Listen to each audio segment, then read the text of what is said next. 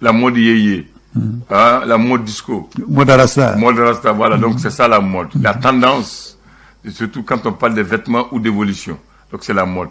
Maintenant, quand on parle de désigner la manière de quelque chose, ou comment payer quelque chose ou faire quelque chose, là on appelle les modes. Quand on conjugue les verbes, on dit le mode de conjugaison. Quand on paye, le crédit de Bakary, quel est le mode de paiement? Il dit je paye à tempérament à 100 000 francs par an. Voilà, c'est ça. Les gens ont compris. Voilà. Maintenant, quand on dit une manche, Bakary porte une chemise manche courte, Handan porte une chemise manche longue. Donc la manche, c'est la partie du vêtement qui entoure le bras ou chacune des parties d'un jeu. Première manche, deuxième manche, troisième manche, vous dites. Le couteau comprend deux parties. Voilà. La manche et la lame. La lame, très bien. Maintenant, quand on dit... C'est on a appris ça, non, en troisième année? Attention, non. Pour le couteau, est-ce que c'est la manche? La manche? Non, pour le couteau, c'est le manche. Pour les manches. Le manche. Très bien. La M, c'est la partie d'un objet qu'on peut tenir, comme le manche du couteau. Très bien. Ou de, comment est-ce qu'on appelle? Coupe. Voilà. Voilà, c'est ça. C'est bien ça? Voilà. Donc là, donc manche, la manche, ça c'est pour les chemises. Voilà. C'est ça? Manche courte, manche longue. Ou pour les parties de jeu. Première manche, deuxième manche de jeu. Voilà. Donc première partie, deuxième partie. Voilà. Donc deuxième manche, première manche. Voilà. On peut dire comme ça. Maintenant, si c'est pour les objets qu'on doit tenir. Voilà. Donc ça c'est les manches. Voilà. Voilà, les manches du couteau. Ou les manches de la louche. Voilà, le couteau comprend deux parties. Voilà. Les manches et la lame. Très bien. On apprend ça en troisième année. Ouais, là tu as bien compris. Bien, on dit que les lois sont créées pour limiter la liberté des hommes. Oui, tiens. Ni charatino. Mingadi. Mais malabi. Ou l'on nous défouille là. D'accord. Est-ce que tu te souviens de Icatel? Icatel, ouais. C'était quoi? Oui, il y a un orange. Ah bon? Est-ce qu'il y a Glibal? Est-ce qu'il y a Benenay? Dans tous les cas, on dit Icatel numéro follow. On dit ça. Après, c'est Bibolo. Après, c'est là, ça va bien bouler. Après, tu me dis. Bon, ça dépend. Fimani Djema Icatel, c'est Belondaka. Aïe, Fimani Djema doit. Ah, bon, ça dépend. Non, aïe, d'offre un Djema comme malade. À cadre Djema comme malade, Icatel, c'est un rouge. Fimani Djema avec Icatel en rouge. Voilà. Donc, le 30 novembre 2006, on est 30 novembre 2021 aujourd'hui, Bakary. Le jeudi 30 novembre 2006, Icatel Mali devient Orange Mali. Orange Mali et initialement Icatel, c'est une entreprise malienne de télécommunications, opérateur de téléphonie mobile. Icatel, filiale de la Société nationale des télécoms du Sénégal Sonatel, appartenant au groupe français qu'on appelle Télécom, qui a été rebaptisé Orange Mali le jeudi 30 novembre 2006. Deuxième opérateur de télécom mobile du Mali, après Malitel, Bakary. C'était le 19 février 2003 qu'on a lancé officiellement Icatel, Bakary. Siège social, c'est à Bamako. L'événement s'est passé où? À l'hôtel de l'Amitié, en présence du directeur Lombard, Didier Lombard, PDG de France Télécom, de Cheikh Tidiane Mbaye, président du conseil d'administration, et d'un homme qu'on appelle Aliou Ndiaye, qui était le premier directeur de Orange Mali. Tu te souviens de lui? Moi, je me souviens de lui. Et ce jour, c'est Madame Sangaré Koumba Keïta, directrice de la communication et des relations extérieures, qui a présenté Icatel aux gens et devant le monde de la presse, Bakary. Et on nous a dit que ce jour-là, que Icatel est une société anonyme au capital de 26,780 milliards de francs CFA, répartis entre le personnel 3%, les partenaires maliens 27% et le groupe Sonatel Orange 70%. Voilà ce qu'on nous a dit ce jour. Voilà. D'accord, tu as warbe. Il y a Mouzoro. 70%. Aïe, 3% pour lui. Aïe, 70% tout le temps. 70%. Oui. 30% pour les Maliens. Pour les travailleurs, 3%. 3%. Donc 27% pour les opérateurs maliens. Voilà. Donc maintenant, non, c'est bon, parce que les Maliens font une action bala. Vous faites du Mbaye Barasoro. Très bien. Maltoya.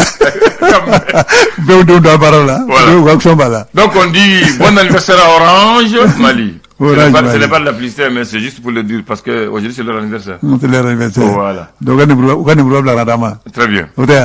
Orange là, c'est pas de Mourba? Non, Orange de Mourba. Non. Orange c'est de Mourba, non? Non, ils doivent distribuer les téléphones. Et Oko, check l'un de Oko, ou lui tient flow, ou faut Djamoude. Et Mouna. Ou Djelembo de là-haut. Ou Djelembo. ni Keita do beba fo Keita. Beba fo Keita o. Ni Traoré be fo ni Niari be fo Niari. Voilà. Bamano ko fa tien bo krodon. Ko fa ya mu mara dembo tlatla ba tien ko de fa tien. Na kila la bi tien. A côté ko na bla la fanga bi dogara ko be bi ni yorota. Na ono kera fanga bi dogara mais la tora nyogon kan. Avec kuluba kile. Na fa be ko la. Do de fore ko fa tien krodi. Aw fa kele ye mu mara. Aw dem na aussi ka tlatle be bi ni yorota ka tien. Amai. Amai. O bamana ko che krodi kamanagan. Ko ni kamanagan e ba che de fo ko de che to ko che ka pour ka dembe ya bolo ab son ko bema ko muso krodi ke muniso kono ngo bamana jaw we ma to ko da ganzande ay fo gute ke kun fe folo ko yi ay kun fe bara gute o Allah akbar kun fe bara gute ko halu ko foli ganza ko foli ni krodi nyona ko ni ame ani sogoma ko sigila anga ka ke nyongo somo ko de anu sogoma comme ambi sigi nyonga na wule bebe do nyonga anu sogoma donc sigila anga ga nyongo sogoma ko ni ame ani clé ko na so na ga sigi sonwe sigi jala pour que sigi ja kangan clé nyongo ye ko na man clé nyongo ni do ya jege ko sigi tinya donc angan clé awni clé o ko di angan clé nyongo ye o côté e mo bi gule ka tabi ko ali su korodi ko su ye dibi ye su ye sutre nan sigira nyongo yanga to ko nyongo lebu anga to ko nyongo sutra ko de ali su e dibi ye su ye sutre ko ni sigi nyongo yi se ka fembe kana fembe fo ni e fembe me kana be fo kana be mine ko anga to ko nyongo sutra parce que ala be sutra fe donc ya halu ko foli na korobi nyongo donc bamano mo ye bamana nganda o maka bu fele voilà abena korobi nyongo adamne jume ko halika juru bi juru kanam fe ka wari minenda ka ko ba bof mo juru ko parce que ye juru tak yi don kan horonyal parce que ni ma sara don juru bi kan ni ma sara na don temana na nyongo ye ni ede ye folo ibi maloya non ni ede ye folo ibi tunu ya ningi ye na ye ye sur tele bi male bi kumbri juru bi kan voilà ba mono côté côté ba bismillah mo bi bolo eh bien novembre kalo kile bi saba kalo saraka ba alors samba flali mo wani kile am saka fo kalo fatura am saka fo bon atse ko fo aram fatulu aram badu tay kalo sara ya voilà parce que bena terme approprié ou do donc kalo sara kalo dafara kalo mo fatu kalo ma iyayi bon ya famuna atle bi saba e tubarakallah am bi do nyumena novembre kalo kile bi saba ay donc bamana nage am lendi mardi la bamana nage tarata ma fe go le fogo voilà otewa parce que don falanga ngofo otewa parce que hobea nouvel horizon ambota mune bagono nouvel horizon ale kuma na feminga ode ko mamuno ni olo kon ko affaire kala do tamache fanga mo kon senani abe fo mako affaire de déstabilisation de la transition ni ama klena krengene la colonel major Kasuma Goita alena no fe moko olo kon nga so la dombao ami wakati mna yuko sisa olo kon widle me kaira ka foko uka kilia munu kon minane no ko uka hake ko ni ko te ka dafa ko ni dura munu kaka ko o te ka ke uye kaso o konena kube wolo le magda ke tamache fanga moko ma uku wakilito oyoro la Nouvel Horizon aleka la seli oenie alibiam to Nouvel Horizon o konna na iraka foko Algérie ale konbe fanfla je konna Mali ale bamanji wale o kelelila kwa sababu kemi odeye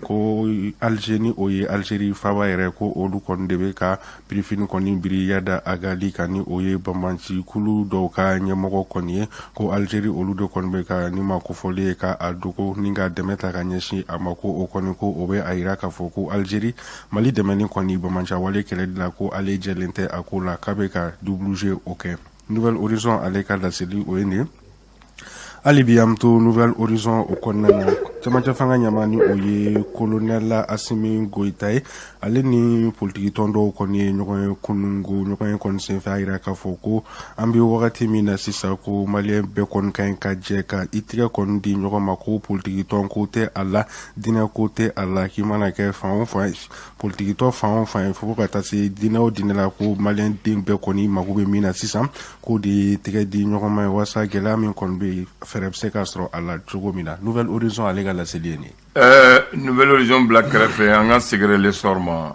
nyeta bambulo Essor ale fana kumana fɛn min kan o de ye assise nationale min ni a labɛn baaraw bɛ senna ko kunun ko min bɛ tali kɛ camancɛ fanga ɲɛma colonel Asimi Goita ni politiki tɔn dɔw kɔni olu ye ɲɔgɔn ye kɔni kɛ a yira k'a fɔ ko kɔni kami wagati min na i ko sisan ko bɛɛ lajɛlen ka ɲi ka jɛ ka i tɛgɛ kɔni di ɲɔgɔn ma walasa gɛlɛya min kɔni bɛ fɛɛrɛ bɛ se ka sɔrɔ a la cogo min na Asimi Goita ni ye ale ka laseli kɔni kunun ani politiki tɔn ɲɛmaw kɔni ka ɲɔgɔn ye kɔni sen fɛ kulubakaw olu fɛ yen nɔ Essor ale ka laseli o ye ni hali bi an to Essor kɔnɔna la nka sisan an taa conseil économique et social mɔgɔw olu fɛ ni o yɛrɛ ɲɛmaa bɛ Yakuba Kati de bolo an bɛ wagati min na i ko sisan CEDEAO mɔgɔw k'olu kɔni ye ɲangili min kɔni ta ka ɲɛsin Mali ma ko conseil économique et social mɔgɔw kɔni bɛ fɛ ka wuli ka jɔ kɔni kɛ walasa sigikafɔ o bɛ se ka tɛmɛ Mali ani CEDEAO mɔgɔw cɛla la cogo min na walasa ɲangini baara minnu kɔni kɛlen don olu bɛ se ka wuli ka bɔ yen cogo min na Essor ale ka laseli o ye nin ye. Essor au Black Café. Info matin, allez Kodi. Ni a joint Jamaï. Jamaï ni a joint. Aya be kunungo Asimini politicien ka ɲɔgɔn ye. O tubarikala. Info matin ale kuma na fɛn min kan ko zone reporter kɔnɔna so minnu kɔni cira ko kulu dɔ kɔni bɛna sigi sen kan wasa so ci min kɔni kɛra sɛgɛsɛgɛli kɔni bɛ se ka kɛ wasa a tiɲɛ a bɛ se ka ɲɛdɔn cogo min na. Informateur ale ka laseli o ye ni hali bi am to informateur ale kɔnɔna na ira ka fɔ dungujuguya hukumu kɔnɔna na Bakari Togolana nɔfɛ mɔgɔ 11 bɔɲɔgɔn olu kɔni k'u minɛlen don kiiri tigilamɔgɔw fɛ nka kunnafoni y'a yira k'a fɔ ko kunungo Bakari Togolana a tɔɲɔgɔn kɔni ko kiiri tigilamɔgɔw kɔni ye u bila k'u bila informateur ale ka laseli don le reporter reporter ale mana fɛn min kan o de ye INPS ɲɛmaaba ko ni o ye Sidibe Zaminatu Sise ye ko a kɔni bɔra ɲɛmaya la an bɛ wagati min na ye ko sisan ko nka ko a kun kɔrɔtalen kɔni bɔra a la ka sabu kɛ ko yuruguyurugu wale o nɔma ye a nɔ kan ko kɔni ko a kunkolo kɔrɔtalen bɔra ɲɛmaya la a kɔni passation baaraw kɔni kɛra dɔgɔkun tɛmɛnen reporter ale ka laseli o ye ni hali bi am to reporter ale kɔnɔna na min bɛ tali kɛ maa min n'a bɛ fɔ ma ko Agibu Buware ale kɔni y'a jira k'a fɔ ko an bɛ wagati min na i ko sisan ko ɲɛta kɔni bɛ ka sɔrɔ kiiri ta fanfɛla la ka sabu kɛ ko ni minisiriso min ɲɛsinnen don kiiri koyaw ɲɛnabɔli ma ko ni o yɛrɛ ye jɔnya wale kɛlɛli kɔni ko dɔn ko bɛ y'a jira k'a fɔ ko taɲɛ kɔni ko bɛ ka sɔrɔ kiiri taabolo kan Mali o kɔnɔna na reporter ale ka laseli o ye nin ye ali bi am to reporter ale kɔnɔna na nka sisan an bɛ taa dɔnkili ko ta fanfɛla la dɔnkilidala min ni a tɔgɔ ye ko Nabintu Jakite ale kɔni nana ni album kura ye tuguni album kofɔlen yɛrɛ a tɔgɔ ko Dunia. L'indicateur du renouveau. Indicateur du renouveau ale kumana fɛn min kan o de ye Imama Mahamudu ko dimanche tɛmɛnen ale kɔni ye ɲɔgɔnlajɛba dɔ kɔni kɛ walasa ka se ka delili ale ni duwawu don ta k'a ɲɛsin Mali o ma o hukumu kɔnɔna na a yira k'a fɔ fɛnɛ k'a ka armada kɔni kɛ cɛmancɛ fanga ɲɛmɔgɔ mɔgɔw ye ko u k'u hakili to u yɛrɛ la ko k'a sabu kɛ jamana kɔni k'a bɛ ka taa bolo min kɔni kan ko a taabolo kɔni ko a ma olu ja kosɛbɛ ko nka k'u ka fɛɛrɛ bɛɛ lajɛlen kɛ walasa maliyɛndenw bɛ se ka don da kelen fɛ ka bɔ da kelen fɛ cogo min na Imam Mahamudu ko ni ale ka laseli a ka ɲɔgɔnlajɛba kɔni sen fɛ min kɛra kari tɛmɛnen indicateur du renouveau ali bi am to ale kɔnɔna na ale fɛnɛ kumanen bɛ Bakari Togola ale ka bilali o kan ani a tɔɲɔgɔn 11 kunnafoni y'a jira k'a fɔ ko u kɔni u nɔ bilara kunungo kiiri tigilamɔgɔw olu fɛ donc u ye kaso kɛ fu ayi ma fɛn fɔ ali bi am to indicateur du renouveau kɔnɔna na an bɛ tali kɛ Amadou Koita ni ale ka membre ye cadre d'échange pour une transition réussite kɔnɔna na olu kɔni ni jamana ɲɛmaa kɔni n'o ye Asimi Goita ye olu kɔni ye ɲɔgɔn ye kɛ ɲɔgɔn kɔni sen fɛ Amadou Goita ale laseli kɔni kɛ k'a jira k'a fɔ ko Mali kɔni an bɛ wagati min na ko sisan ko gɛlɛya kɔni bɛ jamana kɔnɔna na ko olu tɛna kɛ sababu ye ka dɔ kɔni fara gɛlɛya kofɔlen o kan k'olu fana ka laɲini ye bɛn ani kelenya ale n tɛgɛ di ɲɔgɔn ma u bɛ se ka sabati maliyɛn olu ni ɲɔgɔn cɛ cogo min na indicateur du renouveau ale ka laseli o ye nin ye hali bi am to indicateur du renouveau kɔnɔna na nka sisan farikolo ɲɛnajɛ ta fanfɛla kunnafoni yira k'a fɔ ko Ballon d'Or kɔni ko wagati min na i ko sisan ko a kɔni a dira Lionel Messi o ma l'indépendant Indépendant ale kumana fɛn min kan o de ye bamanja wale dɔ kɔni tara ka ɲɛsin jakmanti min bɛ ni o bɛ araruskaw olu fɛ yen nɔ wale kofɔlɔ yɛrɛ kɛra sababu ye ka an ka finitigila ka kelen ka ale bɔnɛ a ni na ale ni dɔ fɛnɛ bɛ o kɔni o joki na wale kofɔlen kɛra araruskaw olu ka fɛ yen nɔ indépendant ale ka laseli o ye nin ye kunnafoniw y'a jira k'a fɔ n bɛ tali kɛ kunun ko Musa Mara ni ale premier ministre ya kɔni kɛ Mali la ka kɔrɔ ka tɛmɛ ko pôle économique et financier mɔgɔw kɔni ko ye ale wele kunun ko ka taa a lamɛn dugukolo ko affaire dɔ kɔni ta fanfɛla o la. Indépendant ale ka laseli o ye nin ye hali bi an bɛ to indépendant kɔnɔna na sisan an bɛ taa Bamako sigida 5 nana kɛnɛya ta fanfɛla la yira k'a fɔ k'olu ka centre de santé de référence kɔni ko min bɛ tali kɛ sage-femme minnu bɛ a kɔnɔna na ko u kɔni tɛ ka baara ɲuman kɔni ta ka ɲɛsin muso kɔnɔma minnu kɔni bɛ taa ni dɔgɔtɔrɔso kofɔlen o la k'u kɔni k'u tɛ ka wale ɲuman ta ka ɲɛsin muso kɔnɔma olu ma commune 5 CCRF o kɔnɔna o la indépendant ale ka laseli don. O tɛ ɲuman ye u ka baara ye k'u ɲɛsin k'u kunbɛn k'u furakɛ ka ɲɛ k'u furakɛ ka ɲɛ. Mali Tribune na. Mali Tribune ale kumana ale fɛnɛ kumana Musa Mara ko kunungo ko ale fɛnɛ welela pôle économique mɔgɔw fɛ ni ka taa a lamɛn a nɔminɛlen don dugukolo ko min na o de ye ko TF a numéro yɛrɛ ye min tali kɛ 4966 n'a bɛ salle de jour kɔni kanpara kɔnɔna o la ko a nɔminɛlen don o affaire o de la Mali Tribune ale ka laseli o ye nin hali bi an to Mali Tribune o kɔnɔna na kunnafoniw y'a jira k'a fɔ commune de Safo ni ale maire Giro ni ale kɔni k'u minɛnen don kiiritigila fɛ Giro Traoré k'an bɛ wagati min na i ko sisan ko ale fɛnɛ kɔni ale bilala hali bi an bɛ to Mali Tribune kɔnɔna na Dr Marimatian Jara ni ale Adema PACJ o ɲɛmaa ye ale kɔni a jira k'a fɔ ko kalata kɔni fɛn o fɛn kɔni kɛra Mali kɔnɔna na ko a jira k'a fɔ ko Adema PACJ a kɔni a bɛ cɛbɔ kɔni di wasa se ka taa jamana ɲɛmaaya o kɔni ɲini cogo min na Mali Tribune ale ka laseli o ye nin ye an bɛ saloli kɛ n'ale. Ayiwa n'an ma sali kɛ a bɛ bɛn ni ko tɛ n tɛ baasi ye.